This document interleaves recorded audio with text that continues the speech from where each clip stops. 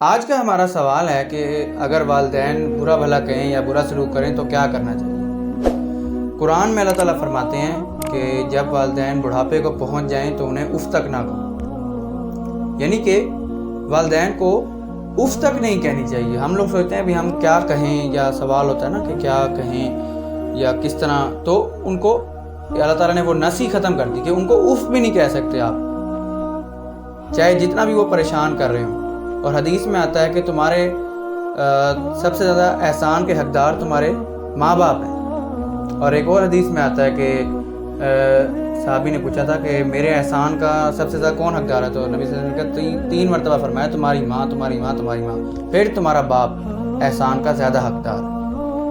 تو اس سے ہمیں پتہ چلتا ہے کہ ہمیں ماں باپ کے ساتھ ہر طرح سے اچھے سلوک کا مظاہرہ کرنا چاہیے اور کبھی بھی ان کی باتوں کو رد نہیں کرنا چاہیے، اور ہمیشہ ان کے ساتھ، کیونکہ انہوں نے ہمیں جس طرح بچپن میں پالا ہوتا ہے، انہوں نے جس طرح ہمیں پالا ہے، اگر ہم دیکھ لیں ہم ان کے پالنے کے ایک دن کا بھی بدلہ ان کو نہیں دے سکتے، چاہے ہم جتنا مرضی اچھا سلوک کر لیں۔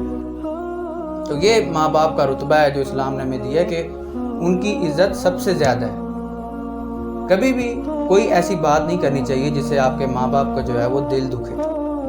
اسی میں ایک واقعہ ریلیٹ کرتا ہوں میں، نبی صلی اللہ علیہ وسلم کی زندگی کا ایک واقعہ ہے کہ ایک بندے نے شکایت لگائی نبی صلی اللہ علیہ وسلم سے کہ میرا جو والد ہے، میرے جو ابو ہیں، وہ میرا جو مال ہے نا، میرے پیسے ہیں، وہ میری مرضی کے بغیر، مجھ سے پوچھے بغیر استعمال کرتے ہیں۔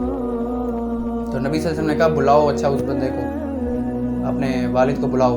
تو انہوں نے ایک بندہ بھیجا، جاؤ اس کو بلا کے لاؤ۔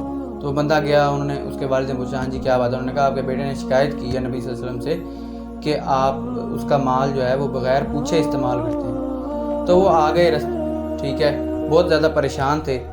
تو جب نبی صلی اللہ علیہ وسلم کی عدالت میں آئے تو جبرائیل امین نبی صلی اللہ علیہ وسلم کے پاس آئے اور انہوں نے ان کو بتایا بھی یہ فیصلہ کریں آپ۔ تو جب وہ آئے تو نبی صلی اللہ علیہ وسلم نے کہا کہ اس کے بیٹے کو پکڑا اور یہاں سے گریبان سے پکڑا اور کہا کہ اٹھ، تو بھی تیرے باپ کا، تیرا مال بھی تیرے باپ کا۔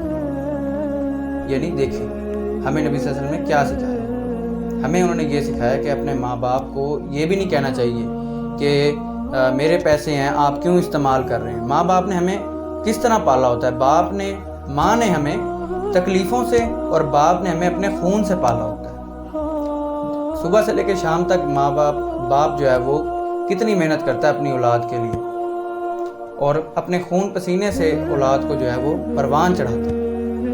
یہاں پر ہمیں ایک چیز سے احتیاط کرنے کی ضرورت ہے کہ جب بھی ماں باپ اگر خدا نخواستہ کوئی ایسا حکم دیں جو اللہ کے حکم کے خلاف ہو تو وہ حکم کبھی بھی نہیں ماننا، وہ حکم نہیں مانیں گے آپ۔ کیوں؟ کیونکہ اللہ تعالیٰ نے ساتھ ساتھ یہ بھی فرمایا اگر ماں باپ اللہ کے حکم کے خلاف حکم دیں تو وہ حکم رد ہے، کیونکہ اللہ نے ہی ماں باپ کو بنایا ہے نا۔ تو اگر اللہ کا حکم توڑ رہے ہیں تو پھر ان کا حکم نہیں مانا جاتا۔ اگر وہ یہ کہتے ہیں کہ نماز نہ پڑھو یا دین کا کوئی کام ہے جسے منع کرتے ہیں تو وہ نہیں ہو سکتا، کیونکہ جو اللہ کا حکم ہے وہ اللہ کا حکم ہے۔ عام طور پہ ہمارے یہاں طلاقیں بھی اسی طرح ہوتی ہیں کہ ماں باپ کہتے ہیں کہ مجھے یہ لڑکی نہیں پسند، اس کو طلاق دے دو، تو بچے طلاق دے دیتے ہیں۔ ایسا نہیں کرنا چاہیے، یہ بہت بڑی جہالت ہے، کیونکہ یہ اللہ کے حکم کے خلاف ہے طلاق دینا بغیر کسی وجہ کے۔ اللہ تعالیٰ نے اس پر ماں باپ کو بھی اور اس بیٹے کو بھی سخت سے سخت سزا دیں گے اللہ تعالیٰ، کیونکہ یہ اللہ تعالیٰ کا حکم انہوں نے توڑا۔ تو ایسا نہیں ہونا چاہیے، جو حکم اللہ تعالیٰ کے حکم اور نبی صلی اللہ علیہ وسلم کے حکم کے مطابق ہے وہ سر آنکھوں پر، جو اللہ کے اور نبی صلی اللہ علیہ وسلم کے حکم کے خلاف ہے وہ آپ حکم نہیں مانیں گے۔